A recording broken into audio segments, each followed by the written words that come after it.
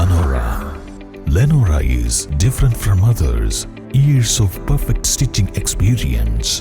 Lenora, linen, cotton cloth and stitching. Pandikad Road, Vandoor.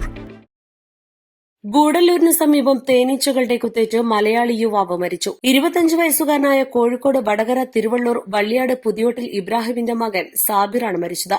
Gudalur Ooty ദേശീയപാതയിൽ സൂചിമല view പോയിന്റിന് സമീപം ബുധനാഴ്ച ഉച്ചയ്ക്ക് 12:30യോടെയാണ് സംഭവം. യുവാവിന്റെ കൂടെയുണ്ടായിരുന്ന സുഹൃത്തുക്കൾക്കും രക്ഷാപ്രവർത്തനത്തിനായി എത്തിയവർക്കും തേനീച്ചകളുടെ കുത്തേറ്റിട്ടുണ്ട്.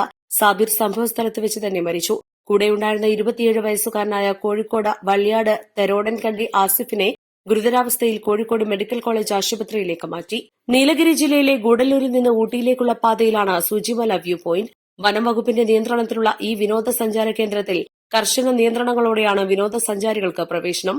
സുഹൃത്തുക്കളായ സാബിർ, ആസിഫ്, സിനാൻ എന്നിവർ അവധിക്കാലം ആഘോഷിക്കുവാനായി ഊട്ടിയിലെത്തിയതായിരുന്നു. വനം വകുപ്പ് നിരോധനം ഏർപ്പെടുത്തിയിരുന്ന ഒരു പ്രദേശത്തേക്ക് 3 പേരും അതിക്രമിച്ച് കയറുകയായിരുന്നുവെന്നാണ് പറയുന്നത്. ഇതിൽ സാബിറും ആസിഫും പാറകൾക്ക് മുകളിലൂടെ താഴ്വരയിലേക്ക് ഇറങ്ങുകയായിരുന്നു. മുകളിലുണ്ടായിരുന്നത് സിനാൻ മാത്രമായിരുന്നു. ഇറങ്ങിപ്പോയവർ തേൻകൂട്ടിനു നേരെ കല്ലെറിഞ്ഞുവെന്നാണ് പറയുന്നത്. പിന്നെ തേനീച്ചകൾ കൂട്ടം കൂടി അവരെ 3 പേരെയും കുത്താൻ തുടങ്ങി. സിനാൻ സംഭവസ്ഥലത്ത് നിന്ന് ഓടി രക്ഷപ്പെട്ടതിനാൽ പരിക്കേറ്റിട്ടില്ല. അതേസമയം സാബിറിനും ആസിഫിനും 100 കണക്കിന് തേനീച്ചകളുടെ കുത്തേറ്റു. പ്രദേശത്ത് തടിച്ചുകൂടിയ ചില വിനോദസഞ്ചാരികളെയും തേനീച്ചകൾ കുത്തി. ഇതോടെ എല്ലാവരും ഇവിടെ നിന്ന് ഓടിപ്പോയി. ഗുരുതരമായ പരിക്കുകളോടെ ആസിഫിനെ രക്ഷപ്പെടുത്തി ഗൂഡല്ലൂർ സർക്കാർ ആശുപത്രിയിൽ പ്രവേശിപ്പിച്ചു.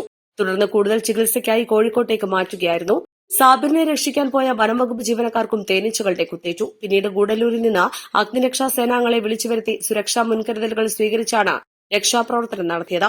ഏകദേശം 2 മണിക്കൂറിന് ശേഷമാണ് സാബിർ ഉണ്ടായിരുന്ന സ്ഥലത്തെത്താൻ സാധിച്ചത്. അപ്പോഴേക്കും തേനീച്ചകളുടെ കുത്തേറ്റ് സാബിർ ദാരുണമായി മരിച്ചിരുന്നു.